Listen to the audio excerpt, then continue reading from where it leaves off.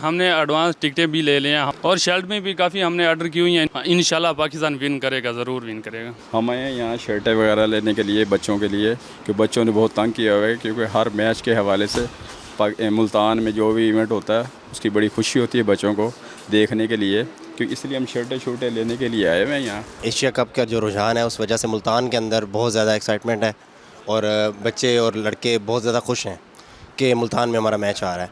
तो उस हवाले से जो है ना, इस टाइम हमारी बहुत ज़्यादा शर्ट सेल हो रही हैं।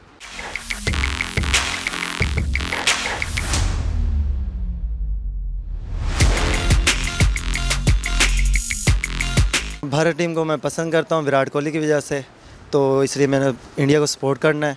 और इंडिया पाकिस्तान में नहीं आ रहा मगर श्रीलंका में आ रहा है, पाकिस्तान के साथ अच्छा मुकाबला होगा और इंशाल्लाह इंडिया विन करेगा। एशिया कप के हवाले से बहुत ज़्यादा हमारे पास डिमांड है और इतनी डिमांड है कि हमसे वो सामान भी पूरा नहीं हो रहा ना।